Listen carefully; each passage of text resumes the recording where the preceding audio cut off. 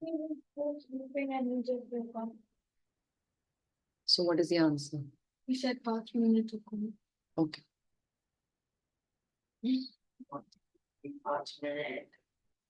Anyways, it'll happen after I'm done. With specs, without specs.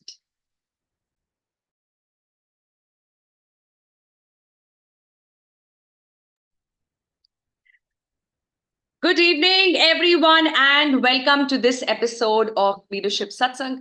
I'm your leadership coach, Yukti Mendiratha. Thank you so much for joining in, for all your encouragement, for your amazing participation week after week, sharing with me what your challenges are and what can help you to get to your next level. And that's where I draw my inspiration from. That's where I pick up relevant topics and insights to share with you all in these satsang sessions. So thank you so much for being a part of this journey. When we started, I had no idea that's going to be, running into 80 episodes and beyond. But I think now the episode number just looks like a number, and we have a long, long way to go because I have a lot more to share. But before I go ahead and share with you a very, very important lesson that we might be aware of, we often forget. And some of us absolutely fail to practice. And without learning this lesson, any success that we wish to achieve might be far more difficult than we can imagine. And even if we achieve it, it will not be as fulfilling. That's how important this lesson is. So I'm going to touch upon it much in detail after we bring ourselves into this present moment completely. And you know how we do it? We do it by chanting Om together.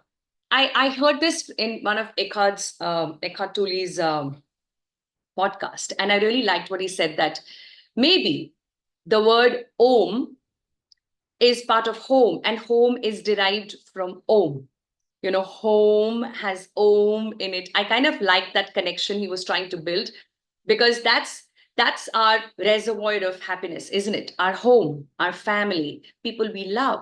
And we want to do whatever we want to do in the day, and then we want to go back to them. We want to go back to our home.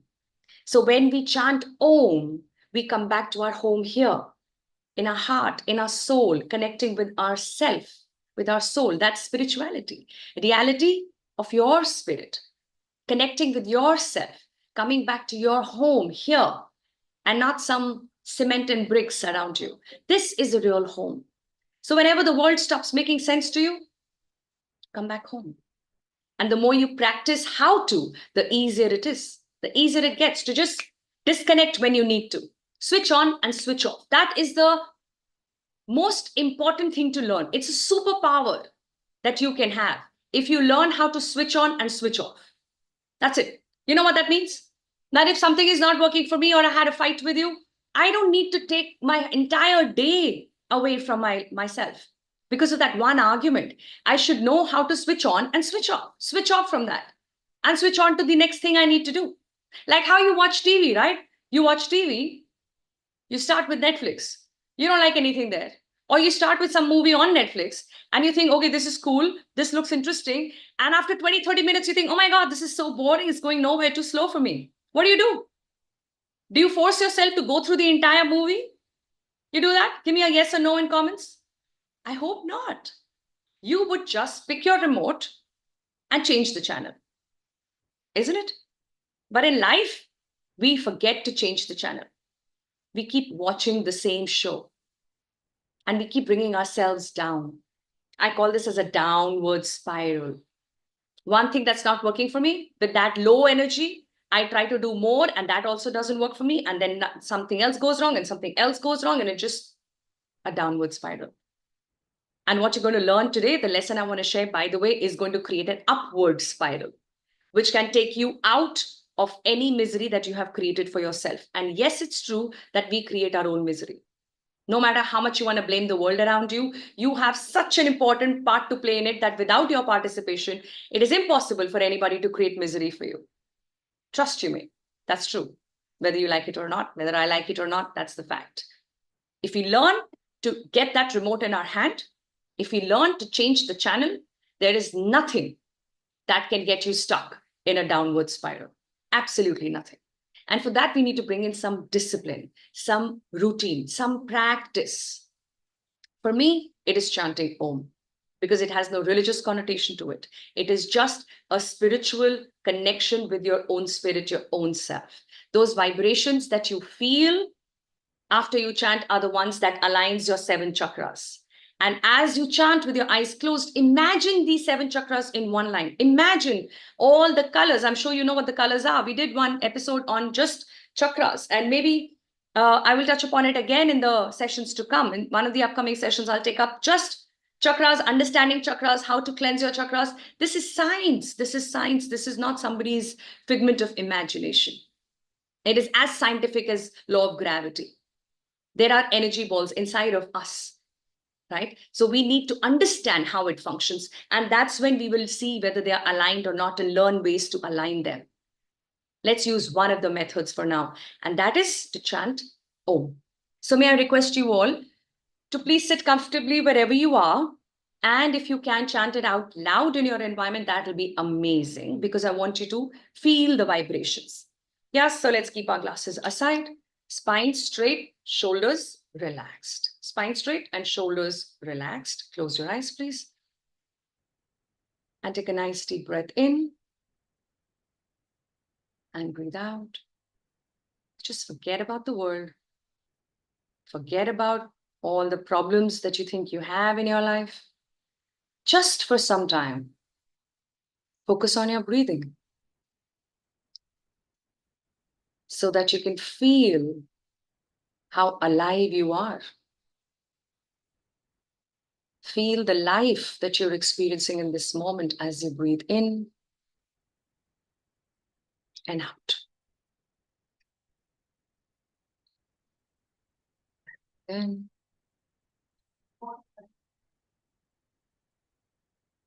and out. And with the next breath, we will chant Om 5 times. I will keep the count for you. Let's prepare and take another deep breath in.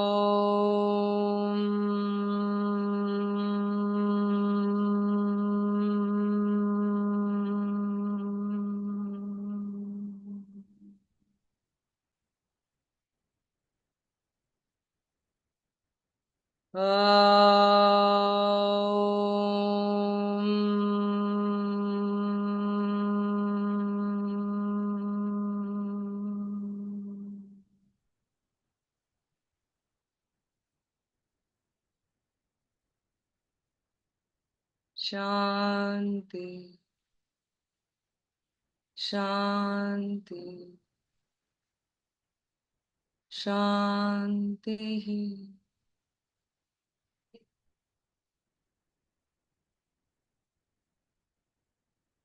And whenever you're ready, rub your palms together and gently place them on your eyes. And face your ears, your neck, your shoulders, your entire body, and slowly come back. And as you bring yourself in this moment, please share with me, how are you feeling? And where are you joining from? So that I can welcome you to the session today. Let's have it quickly in the comments, please.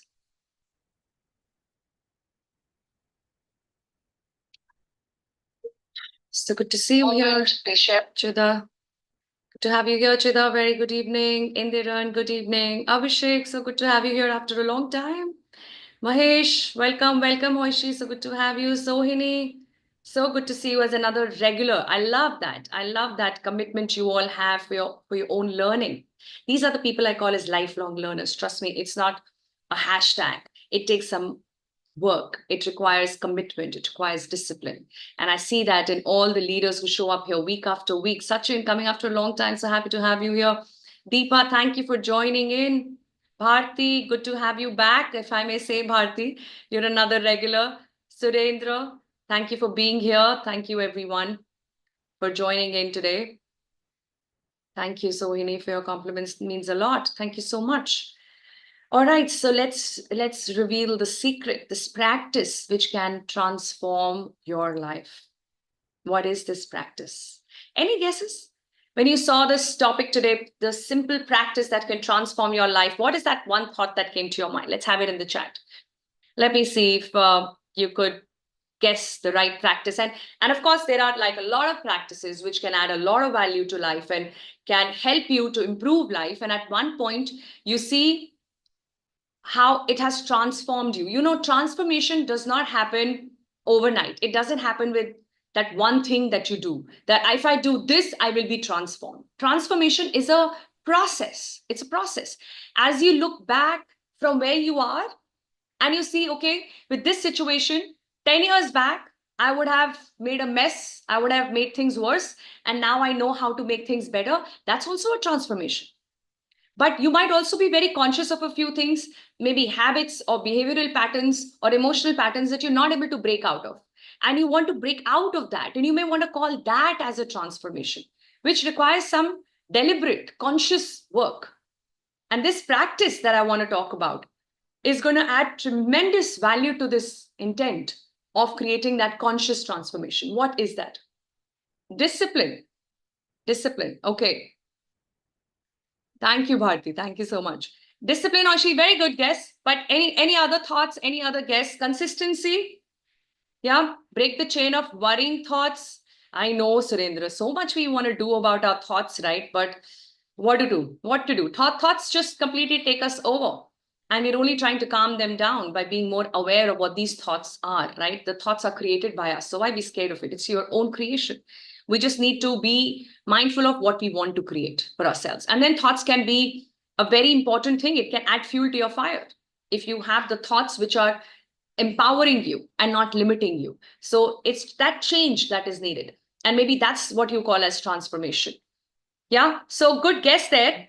But what I believe is a very, very important practice for you to achieve that transformation that you so desire is gratitude.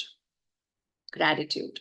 And we've talked a lot about it. We've heard a lot about it. Attitude of gratitude, thanking people, writing journal, praying before you eat food and thanking your blanket and thanking the bed on which you sleep. And all of that is fine. But here the question is, how much do you really do? How much is gratitude a part of your life? Because just by knowing something about gratitude does not add any value, not to your real life. It might add to your intellect, and you might feel a little high on your ego, thinking that, oh my God, I write a journal, or I understand about gratitude, and so I think I understand what it takes to bring in this attitude. It takes a little more effort than just that. And I want to touch upon this with you all today, how to truly bring this practice into your life, which can completely transform your life. So before I share the how-tos, I want to talk a little bit about gratitude. It's very, very important that you understand the power of gratitude. What you're looking at in front of you is a scale of some emotions with different energies. I've talked about this many times in the past, so I know all the people here who join me live and who join me live every single week are part of my tribe. And my tribe understands that we are all part of an energy field. As much as we are a source of energy, we're also part of a bigger, larger energy field. And all the energies interact with each other. Now, the energy that you attract towards yourself is a function of the frequency of your own energy. If you are low, you will see that more bad things happen on that day. And when your spirits are high, you will see that some good things happen and some good experiences come in the day because your energy is higher. And the energy is impacted greatly by emotions. What is emotions? Energy in motion. It's energy in motion. So what emotions do you experience will define the energy frequency at which you're operating. Now, if you look at the entire scale of emotions, you could see that ranges between elevated emotions and surviving emotions. So surviving emotions right at the bottom, and right at the top are elevated emotions. And our emotions are somewhere in between, and they keep changing in the day. Something good happens, we feel good. Something bad happens, we feel bad. Every feeling is a function of an emotion, right? So we experience multiple emotions every single day.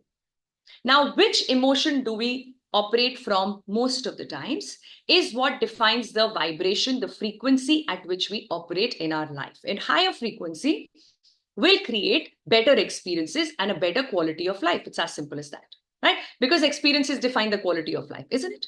Right? You got good experiences, you will consider your life to be a good life. And so it improves the quality of your life. Now, what are elevated emotions? Elevated emotions are bliss, freedom, love, joy, appreciation, gratitude. What are surviving emotions? Surviving emotions are lust, pain, victimization, why me, poor me, suffering, which is prolonged pain. You've gone through pain and you keep dragging that pain and you make it into a suffering for yourself, right? So that's suffering, shame, guilt, fear, anger. These are survival emotions, lowest level, lowest frequency. What can you create from here? Misery. Very nicely. You can create some high quality misery for yourself if you operate from these levels most of the times. Of course, you will experience pain in life. This is human life. It's not going to be all hunky dory. They're going to be tough times. They're going to be good times. But how much do you get stuck with the tough times? How much do you make yourself a victim of circumstances? That's your choice. You can read a lot about it and then do what you've always done. And then you get the results that you've always got, whether you like it or not. That's how it is.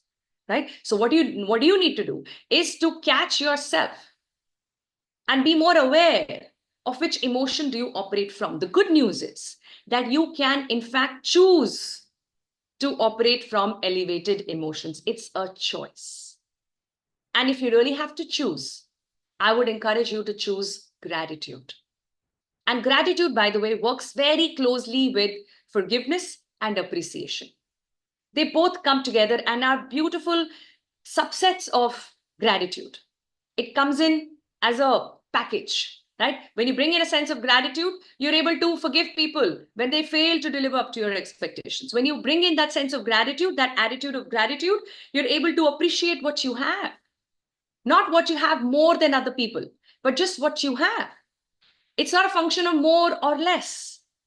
Because at any given time, somebody will have less than me. At any given time, somebody will have more. It's not about that. It's about what I have. And I'm so thankful for what I have. And when I make this into a practice, which means it needs to be done consciously, it has multiple benefits. So I'm going to touch upon some science and neuroscience to help you understand the power of gratitude. It's not just a good practice to become a good person. It is a practice that will help you to live a good life. So do you really want to understand the benefits? Give me BIO in the comments. It's long since I asked for a BIO from you all. So give me a bring it on in the comments. That will tell me that you are absolutely ready to learn what are the scientific benefits of practicing gratitude.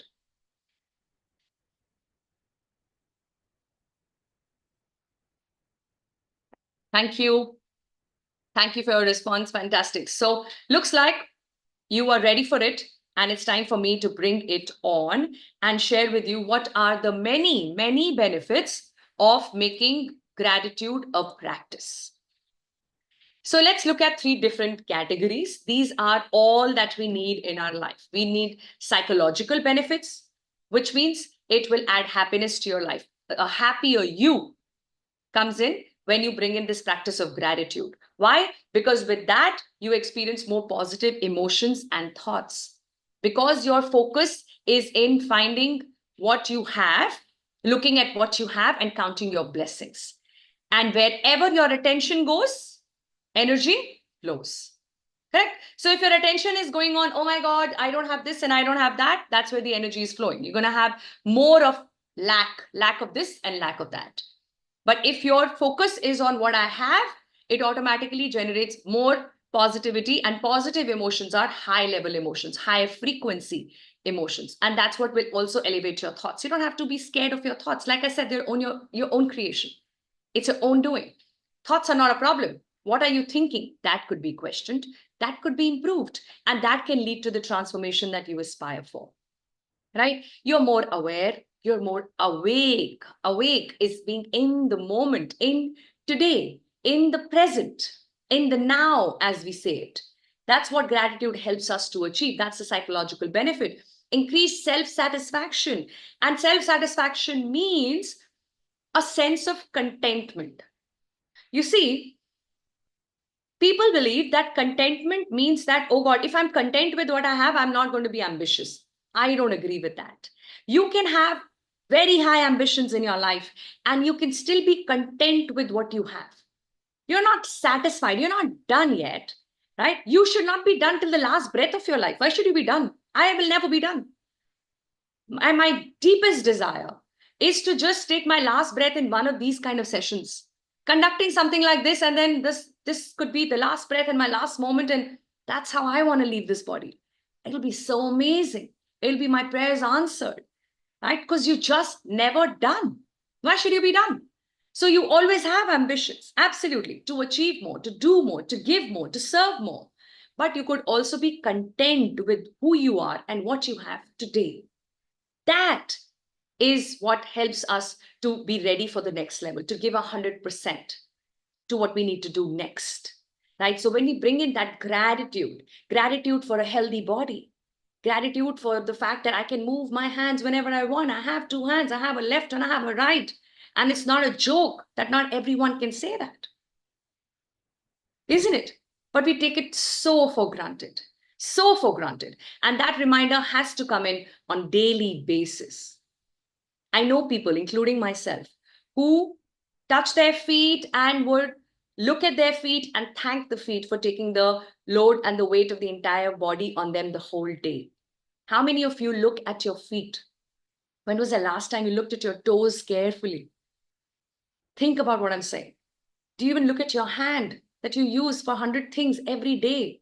Can you just see and admire the beauty that you are?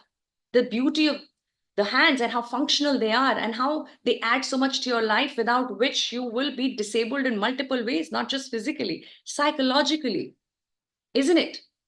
There is a long list of blessings that we can keep counting, and we don't need to just know it. We need to do it. We need to do it every single day. It's a practice to be followed. That is a long list of just psychological benefits. Gratitude affects our brain in a very significant manner. It fosters cognitive restructuring. Sorry, you know what is cognitive restructuring? Ability to think in a different way, ability to improve the way you think. That's cognitive restructuring. So it enhances that by evoking positive thinking. If you live in gratitude, if you practice gratitude, not 10 minutes every day, not 10 minutes before you go to bed, but all the time, throughout the day. For me, praying is gratitude. For me, praying is just to fold my hands and say thank you 100 times, 1,000 times, a million times. Just thank you, thank you, thank you, thank you. That's how I pray. Like that's the only way I understand to pray. Just hold your hands and just say thank you, because you have just so many reasons to say that, and you say that the whole day, right? It reduces fear and anxiety by regulating your stress hormones, your cortisol. It in fact also secretes happy hormones like dopamine and serotonin. It wires and fires new neural connections to the bliss center in your brain. That is a significant and direct impact of gratitude on your physical brain. Do you see the power of gratitude now? Are you realizing this? Like, if you are, then give me super powerful in the comments, please. Are you realizing the superpower of this simple practice called gratitude? And we've only talked about psychological benefits. And then there are social benefits. Social benefits makes a better you. If psychological benefits makes a happier you, social benefits makes a better you. You become better in communication. You become more empathetic. You're able to accept people. You have better relationships. You're more likable in your group, more involved with team and other people around you. You become more human when you bring in gratitude as a practice. This strong interpersonal connection that you learn to build with the practice of gratitude is a function of how you express this gratitude and feel it at the same time. Perceiving social support and likability because you express this gratitude towards people who come and support you in any way. Sometimes you can be thankful to people for learning what not to do. As much as there are a few people in your life you will learn from, as role models and as mentors and coaches and teachers. There are a few of the people who teach us what not to do. That's also a learning. Thank you very much for telling me what I should not be doing. This is who I don't want to become. And that's also a reason to experience gratitude. And you don't always have to express it. But if you do, you're creating that much more vibration around you. Right? Improve group dynamics and communication. When you're able to bring in the qualities that you see in people before you find their faults and criticize them for who they should be. That is how important it is for interpersonal connections to practice gratitude. Does it make sense? Give me MS in the chat, please, if it makes sense. Are you following what I'm saying? Are you with me? Give me a with you. Give me a with you if you realize that it is the psychological benefits that I gain from this practice. It is the social benefits that I gain from this practice. And it is also physical benefits that I gain. A fitter you takes shape with this practice of gratitude. You become stronger at an immunity level. You build strong immune system. These are scientifically proven, my friends. And if I had time, I would have shared with you some references to help you understand how important and powerful this practice is. How at a anatomy level, at a physical level, it makes our immunity stronger. You fall less sick. You're more healthy at a physical level if you are somebody who practices gratitude. You have less body pains and aches. Your blood pressure problems will never happen. Your cardiac functioning will be perfect, will be healthy. Of course, there are other things that can affect, but you know why all these physical benefits can be enjoyed? It's simply because gratitude takes care of stress hormones, and stress hormones results in all these issues, whether it is lack of sleep or cardiac issues, blood pressure issues, body pain. All this is a function of stress and anxiety. And what gratitude does is helps you to manage this stress and anxiety. And when that is managed, not only by regulating cortisols, but also by secreting the neurotransmitters, the dopamine and the serotonin, that is what adds value to your overall health. That is what helps you to live a better life. I would love to hear from you in the comments now. Are you realizing the power of this simple practice? If you think this is super powerful, just say super powerful in the chat, please. Can you say super powerful? And I'm hoping that tonight you will sleep with a much deeper sense of gratitude for what you have, for everything that you have, for every small and big experience that comes into your life. Let's have gratitude for that too. And that brings me to 3 ways in which you can enhance your gratitude. I'm going to very quickly touch upon it because each one is a very, very deep topic.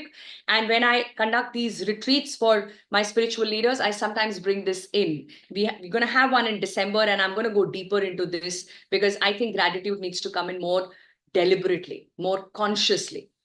So the first way to bring in more gratitude in your life is to savor experiences, small things, small joys.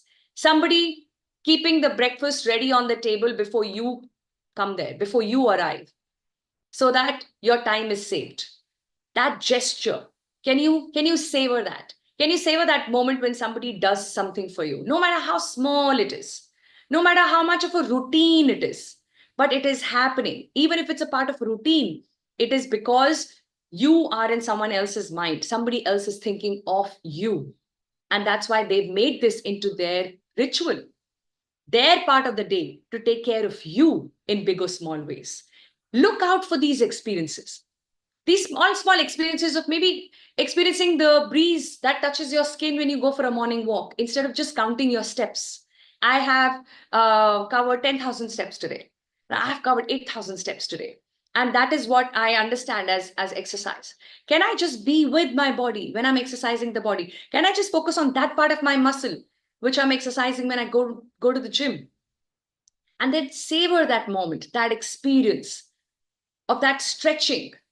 Can I just enjoy that stretch? That is living with gratitude. The second way is to experience awe. Awe is when you are living your life with the curiosity and innocence of a child. You know how children enjoy magic shows? Like they love going to these birthday parties for three reasons. Okay, these were my three reasons. And I think it's true for my kids as well. I can speak for them and not for everyone, but three reasons. Okay, number one, cake, delicious cake.